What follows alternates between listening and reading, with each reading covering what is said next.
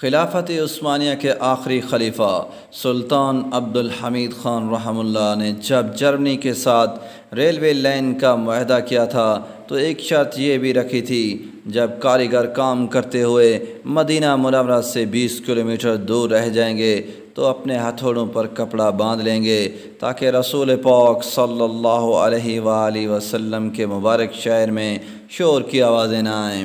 اللہ اللہ، کیسے مؤدب تھے وہ لوگ۔ خلافت عثمانیہ کے 34ویں خلیفہ عبدالحمید ثانی نے اپنے وقت کے بہت بڑے شاعر اور محب رسول صلی اللہ علیہ وسلم گزرے ہیں۔ آپ کے دور خلافت میں استنبول سے مدینہ منورہ جانے کے لیے ٹرین سروس شروع کی گئی۔ آج بھی وہ ریلوے لائن مدینہ منورہ میں بچھی ہوئی ہے اور ترکی ریلوے اسٹیشن کے نام سے مشہور ہے۔ اس زمانے میں ٹرین کا انجن کوئلے کا ہوا کرتا تھا۔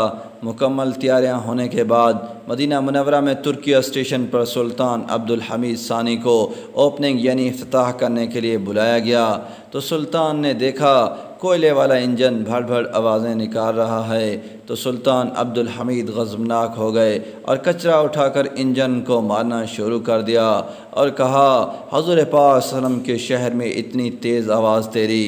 تقریباً 100 سال کا عرصہ ہونے کو آئے، اس وقت جو انجن بند ہوا تھا وہ آج بھی ایسے ہی مدینہ منورہ میں رکھا ہوا ہے جو ترکی اسٹیشن سے مشہور ہے۔